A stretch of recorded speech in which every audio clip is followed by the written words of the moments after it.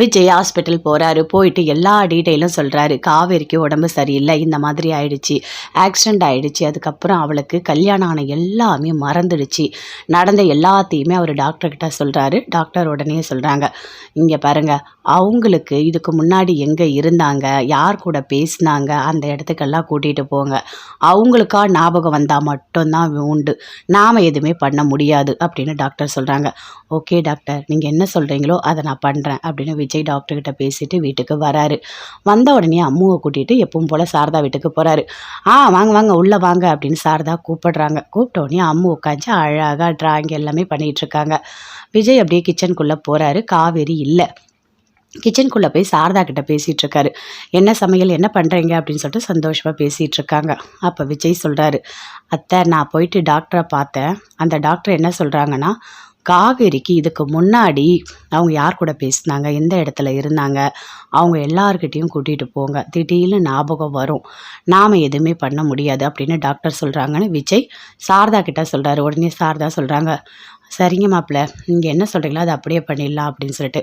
அத்தை, நீங்கள் என்ன பண்ணுறீங்க, நாளைக்கு நீங்கள் கூட்டிகிட்டு வாங்க, காவேரியை கூட்டிகிட்டு எங்கள் வீட்டுக்கு வாங்க, தாத்தாவை பார்க்கட்டும், ஏதாவது ஞாபகம் வருதா, பழைய பொருள் எல்லாத்தையுமே நம்ம காட்டலாம், ஏதாவது ஞாபகம் வருதா நம்ம பார்க்கலாம் அப்படின்னு விஜய் சொல்கிறாரு.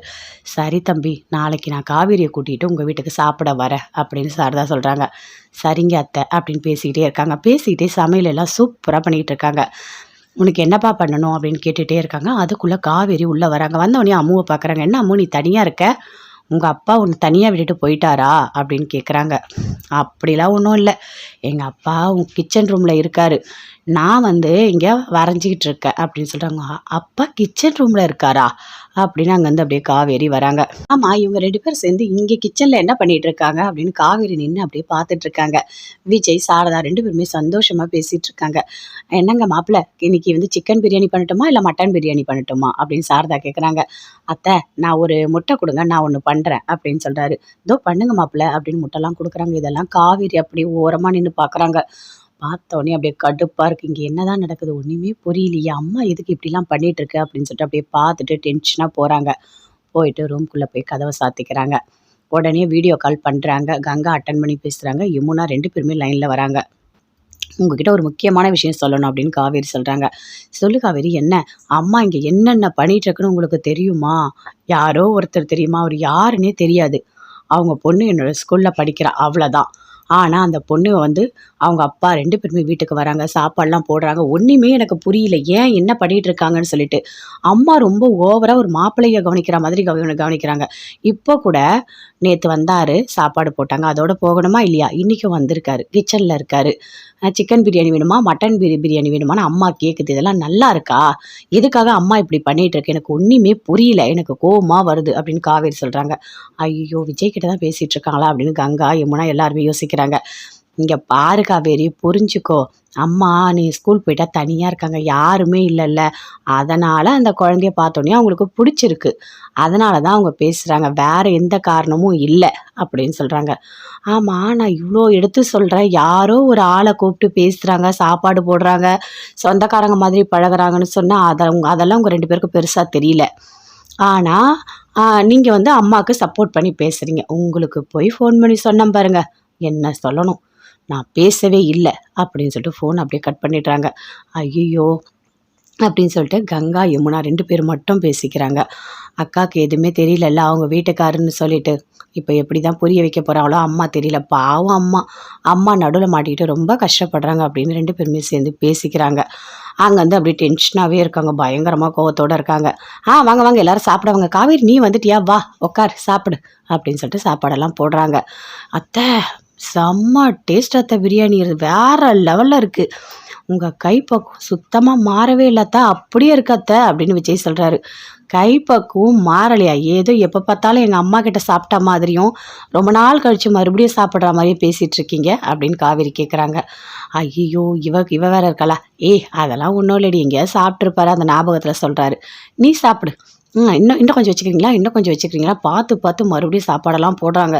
காவேரிக்கு அப்படியே வயிறு எரியுது, கோவமாக வருது, டென்ஷனாக இருக்குது. ஐயோ கடவுளே, இங்கே என்னதான் நடக்குதுன்னு தெரியல, இதெல்லாம் பார்க்கணுன்னு என் தலையில் எழுதியிருக்கு அப்படின்னு அப்படியே கோவமாக இருக்காங்க. சாப்பாடு எல்லாமே சாப்பிட்டு முடிச்சுட்டாங்க. முடிச்சிட்டோனே, "அத்தை நாங்கள் போயிட்டு வரோம்" அப்படின்னு சொல்கிறாரு. அப்படியே பார்க்குறாங்க சாரதா. "எனக்கு ஒரே ஒரு ஹெல்ப் பண்ணுறீங்களா?" அப்படின்னு சாரதா கேட்குறாங்க. "என்ன சொல்லுங்கள், எதுவாக இருந்தாலும் நான் பண்ணுறேன்" அப்படின்னு விஜய் சொல்கிறாரு. "நான் குழந்தையோட சேர்ந்து ஒரே ஒரு ஃபோட்டோ எடுத்துக்கணும்" அப்படின்னு சொல்கிறாங்க.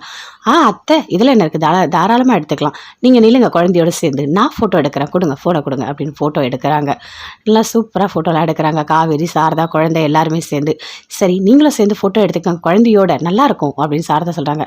"அம்மா நான் எதுக்கும்மா அவர் கூட சேர்ந்து ஃபோட்டோ எடுக்கணும்" அப்படின்னு காவேரி கேட்குறாங்க.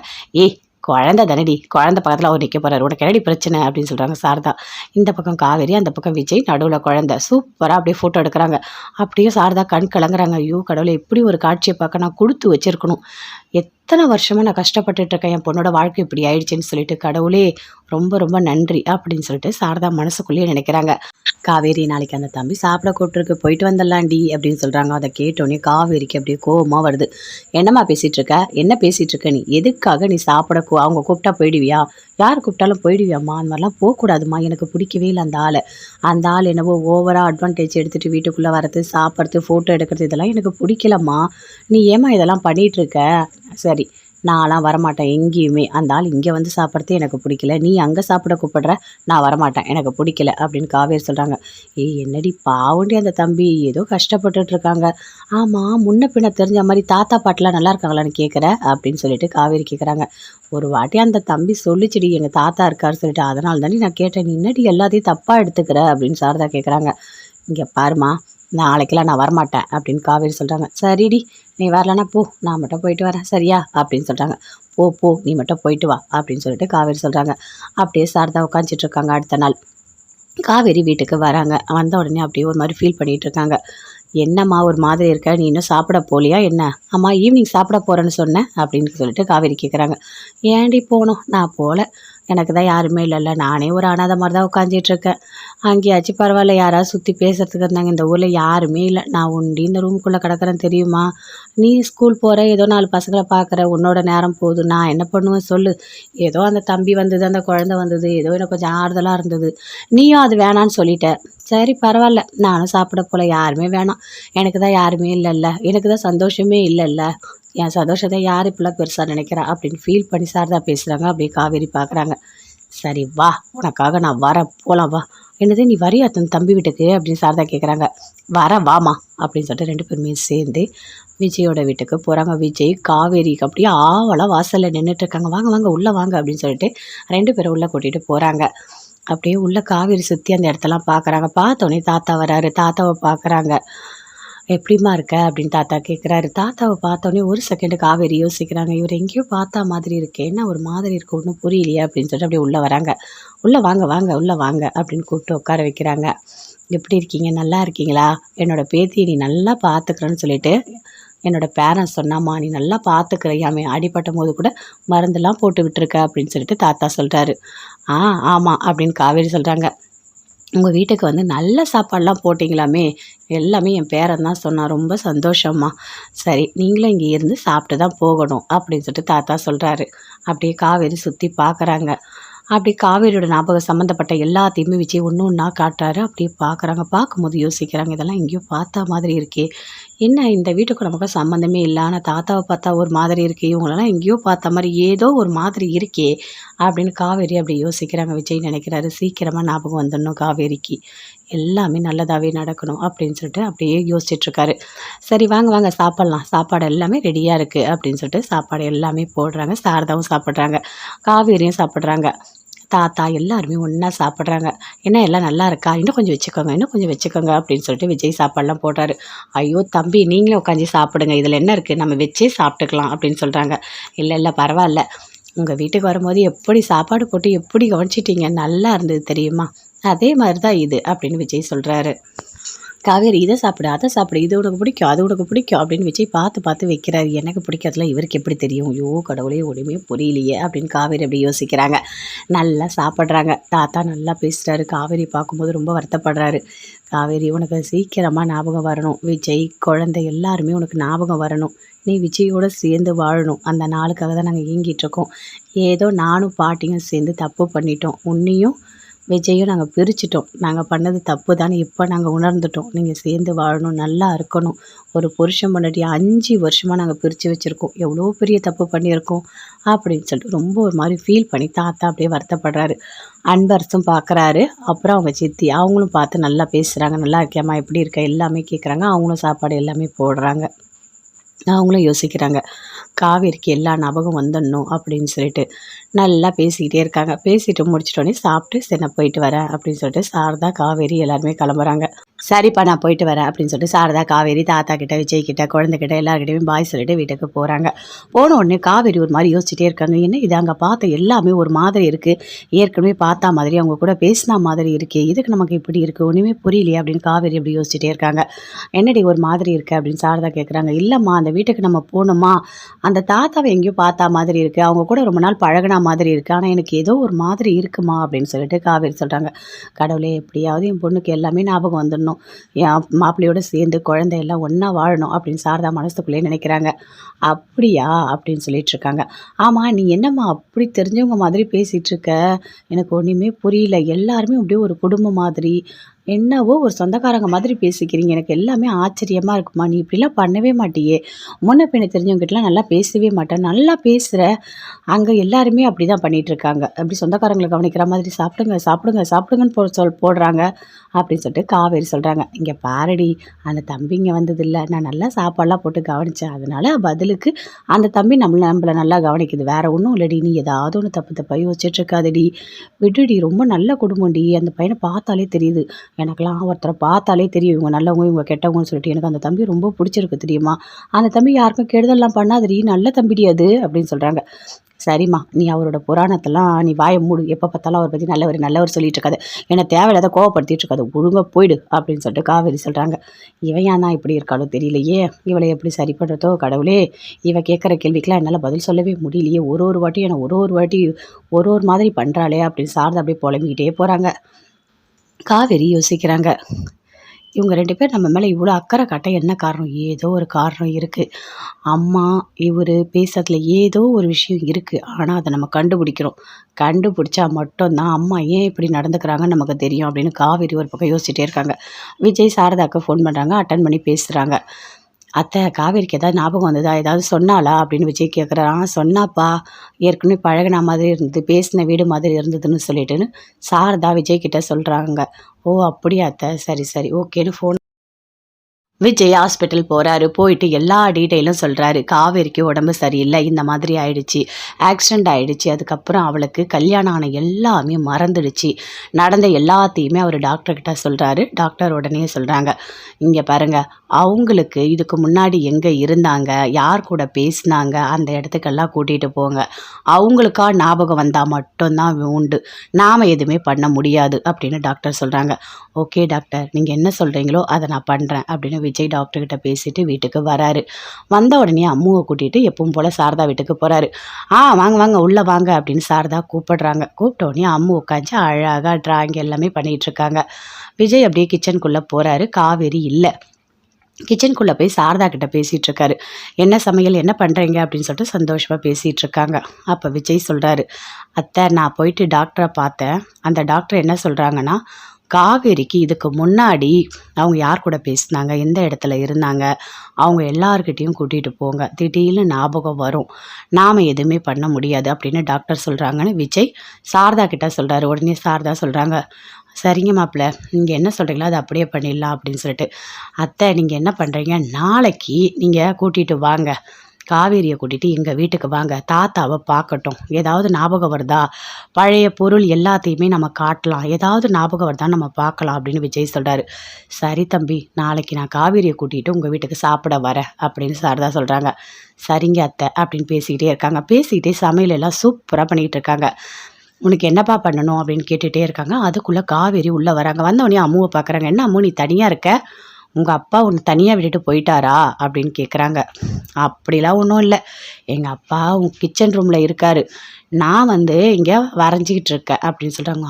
அப்பா கிச்சன் ரூமில் இருக்காரா அப்படின்னு அங்கேருந்து அப்படியே காவேரி வராங்க. ஆமாம், இவங்க 2 பேரும் சேர்ந்து இங்கே கிச்சனில் என்ன பண்ணிட்டு இருக்காங்க அப்படின்னு காவேரி நின்று அப்படியே பார்த்துட்டு இருக்காங்க. விஜய் சாரதா 2 பேருமே சந்தோஷமாக பேசிகிட்டு இருக்காங்க.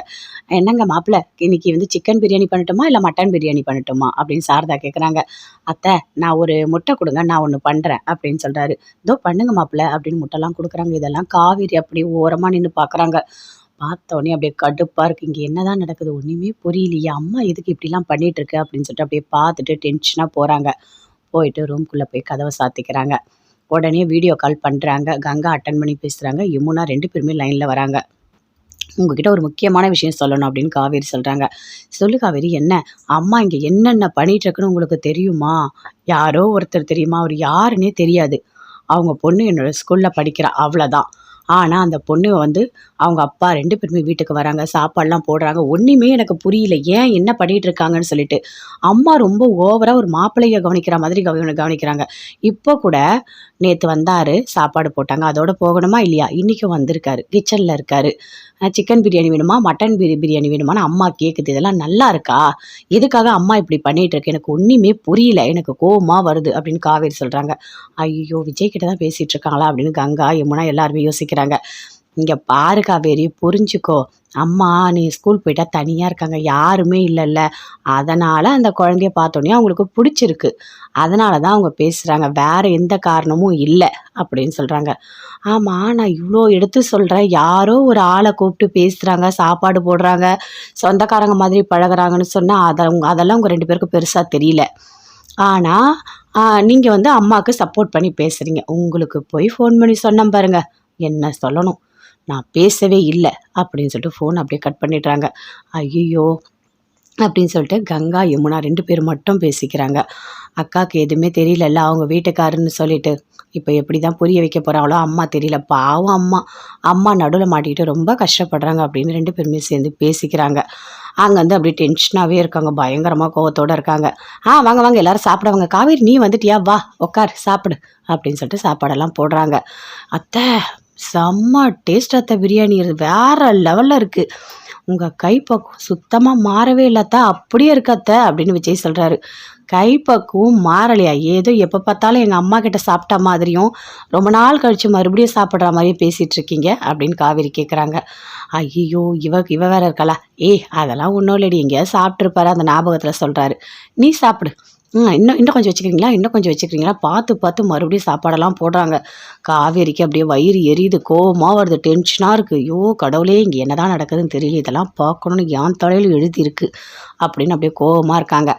சாப்பாடு எல்லாமே சாப்பிட்டு முடிச்சிட்டோன்னே அத்தை நாங்கள் போயிட்டு வரோம் அப்படின்னு சொல்கிறாரு. அப்படியே பார்க்குறாங்க சாரதா. எனக்கு ஒரே ஒரு ஹெல்ப் பண்ணுறீங்களா அப்படின்னு சாரதா கேட்குறாங்க. என்ன சொல்லுங்கள், எதுவாக இருந்தாலும் நான் பண்ணுறேன் அப்படின்னு விஜய் சொல்கிறாரு. நான் குழந்தையோட சேர்ந்து ஒரே ஒரு ஃபோட்டோ எடுத்துக்கணும் அப்படின்னு சொல்கிறாங்க. அத்தை, இதில் என்ன இருக்குது, தாராளமாக எடுத்துக்கலாம், நீங்கள் நில்லுங்க, குழந்தையோட சேர்ந்து நான் ஃபோட்டோ எடுக்கிறேன், கொடுங்க ஃபோட்டோ கொடுங்க அப்படின்னு ஃபோட்டோ எடுக்கிறாங்க. நல்லா சூப்பராக ஃபோட்டோலாம் எடுக்கிறாங்க. காவேரி, சாரதா, குழந்தை எல்லாருமே சேர்ந்து. சரி நீங்களும் சேர்ந்து ஃபோட்டோ எடுத்துக்கோங்க, குழந்தையோட நல்லாயிருக்கும் அப்படின்னு சாரதா சொல்கிறாங்க. அம்மா, நான் எதுக்கும் அவர் கூட சேர்ந்து ஃபோட்டோ எடுக்கணும் அப்படின்னு காவேரி கேட்குறாங்க. குழந்தை தானடி, குழந்தை பக்கத்தில் அவர் நிற்க போகிறார், உனக்கு என்னடி பிரச்சனை அப்படின்னு சொல்கிறாங்க சாரதா. இந்த பக்கம் காவேரி, அந்த பக்கம் விஜய், நடுவில் குழந்தை. சூப்பராக அப்படியே ஃபோட்டோ எடுக்கிறாங்க. அப்படியே சாரதா கண் கலங்குறாங்க. ஐயோ கடவுளை, இப்படி ஒரு காட்சியை பார்க்க நான் கொடுத்து வச்சிருக்கணும், எத்தனை வருஷமாக நான் கஷ்டப்பட்டுட்டு இருக்கேன், என் பொண்ணோட வாழ்க்கை இப்படி ஆயிடுச்சுன்னு சொல்லிட்டு, கடவுளே ரொம்ப ரொம்ப நன்றி அப்படின்னு சொல்லிட்டு சாரதா மனசுக்குள்ளேயே நினைக்கிறாங்க. காவேரி, நாளைக்கு அந்த தம்பி சாப்பிட கூப்பிட்டுருக்கு, போயிட்டு வந்துடலாண்டி அப்படின்னு சொல்கிறாங்க. அதை கேட்டோன்னே காவேரிக்கு அப்படியே கோவமாக வருது.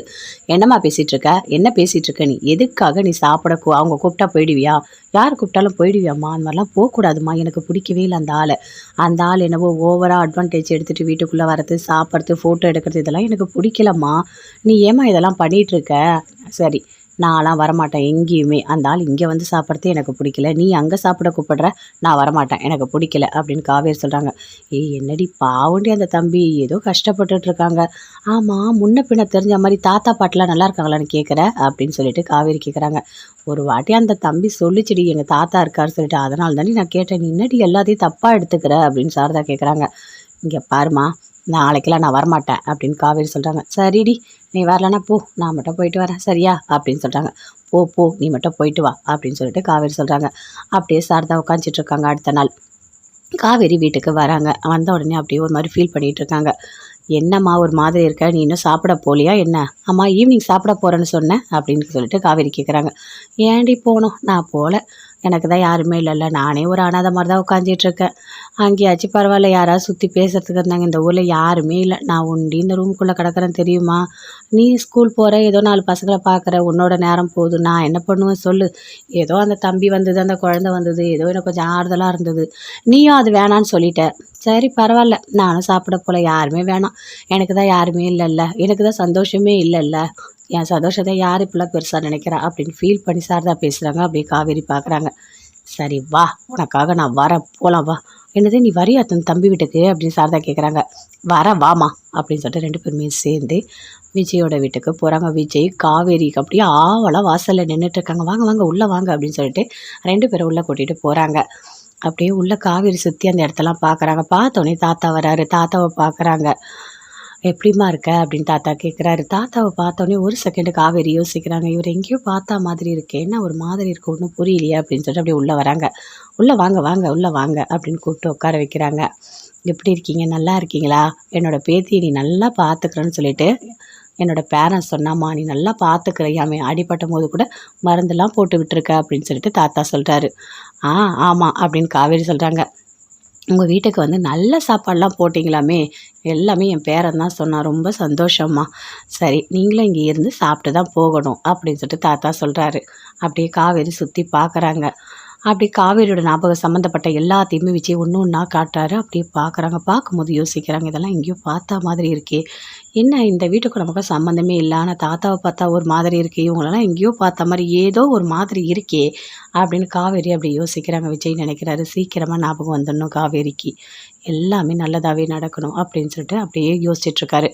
சரி வாங்க வாங்க சாப்பிட்லாம், சாப்பாடு எல்லாமே ரெடியாக இருக்குது அப்படின்னு சொல்லிட்டு சாப்பாடு எல்லாமே போடுறாங்க. சாரதாவும் சாப்பிட்றாங்க, காவேரியும் சாப்பிட்றாங்க. தாத்தா எல்லாருமே ஒன்றா சாப்பிட்றாங்க. என்ன எல்லாம் நல்லா இருக்கா, இன்னும் கொஞ்சம் வச்சுக்கோங்க, இன்னும் கொஞ்சம் வச்சுக்கோங்க அப்படின்னு சொல்லிட்டு விஜய் சாப்பாடெலாம் போடுறாரு.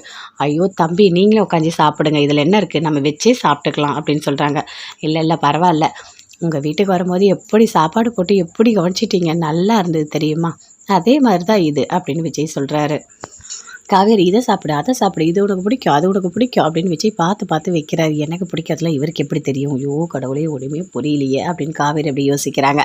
நல்லா சாப்பிட்றாங்க. தாத்தா நல்லா பேசுகிறாரு. காவேரி பார்க்கும்போது ரொம்ப வருத்தப்படுறாரு. காவேரி உனக்கு சீக்கிரமாக ஞாபகம் வரணும், விஜய் குழந்தை எல்லாருமே உனக்கு ஞாபகம் வரணும், நீ விஜயோடு சேர்ந்து வாழணும், அந்த நாளுக்காக தான் நாங்கள் ஏங்கிட்டுருக்கோம்.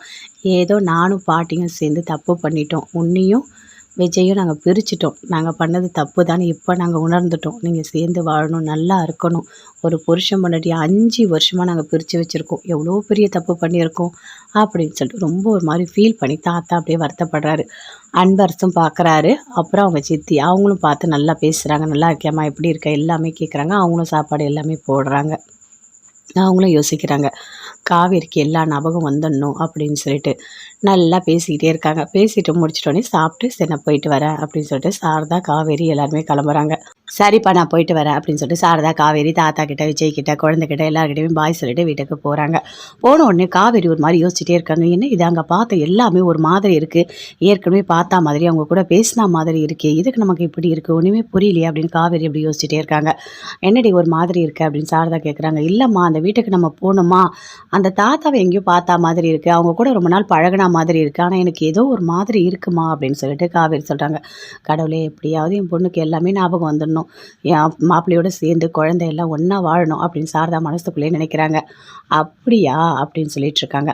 ஆமாம் நீ என்னம்மா அப்படி தெரிஞ்சவங்க மாதிரி பேசிகிட்டு இருக்க, எனக்கு ஒன்றுமே புரியல, எல்லாருமே அப்படியே ஒரு குடும்பம் மாதிரி, என்னவோ ஒரு சொந்தக்காரங்க மாதிரி பேசிக்கிறீங்க, எனக்கு எல்லாமே ஆச்சரியமாக இருக்குமா, நீ இப்படிலாம் பண்ணவே மாட்டியே, முன்ன பின்ன தெரிஞ்சவங்ககிட்டலாம் நல்லா பேசவே மாட்டேன், நல்லா பேசுகிற, அங்கே எல்லாருமே அப்படி தான் பண்ணிகிட்ருக்காங்க, அப்படி சொந்தக்காரங்களை கவனிக்கிற மாதிரி சாப்பிடுங்க சாப்பிடுங்க சாப்பிடுங்கன்னு போடுறாங்க அப்படின்னு சொல்லிட்டு காவேரி சொல்கிறாங்க. இங்கே பாரடி, அந்த தம்பிங்க வந்ததில்லை, நான் நல்லா சாப்பாடெலாம் போட்டு கவனித்தேன், அதனால் பதிலுக்கு அந்த தம்பி நம்மளை நல்லா கவனிக்குது, வேறு ஒன்றும் இல்லடி, நீ ஏதாவது ஒன்று தப்பு தப்பாக யோசிச்சுட்ருக்காதடி, விடுடி, ரொம்ப நல்ல குடும்பம்டி, அந்த பையனை பார்த்தாலே தெரியுது, எனக்கெல்லாம் ஒருத்தரை பார்த்தாலே தெரியும் இவங்க நல்லவங்க, இவங்க கெட்டவங்கன்னு சொல்லிட்டு. எனக்கு அந்த தம்பி ரொம்ப பிடிச்சிருக்கு தெரியுமா? அந்த தம்பி யாருக்கும் கெடுதல்லாம் பண்ணாதடி, நல்ல தம்பிடி அது அப்படின்னு சொல்கிறாங்க. சரிம்மா, நீ அவரோட புராணத்தெல்லாம் நீ வாயை மூடு. எப்போ பார்த்தாலும் அவரை பற்றி நல்லவர் நல்லவர் சொல்லிட்டு இருக்காது. என்னை தேவையில்லாத கோவப்படுத்திட்டு இருக்காது. ஒழுங்கா போயிடு அப்படின்னு சொல்லிட்டு காவேரி சொல்கிறாங்க. இவன் ஏன் தான் இப்படி இருக்காளோ தெரியலையே, இவளை எப்படி சரி பண்ணுறதோ கடவுளே. இவ கேட்குற கேள்விக்கெல்லாம் என்னால் பதில் சொல்லவே முடியலையே. ஒரு வாட்டியும் என்னை ஒரு வாட்டி ஒரு மாதிரி பண்ணுறாளே அப்படின்னு சாரதா அப்படியே புலம்பிக்கிட்டே போகிறாங்க. காவேரி யோசிக்கிறாங்க. இவங்க 2 பேர் நம்ம மேலே இவ்வளோ அக்கறை காட்ட என்ன காரணம்? ஏதோ ஒரு காரணம் இருக்குது. அம்மா, இவர் பேசுறதுல ஏதோ ஒரு விஷயம் இருக்குது. ஆனால் அதை நம்ம கண்டுபிடிக்கிறோம். கண்டுபிடிச்சா மட்டும்தான் அம்மா ஏன் இப்படி நடந்துக்கிறாங்கன்னு நமக்கு தெரியும் அப்படின்னு காவேரி ஒரு பக்கம் யோசிச்சுட்டே இருக்காங்க.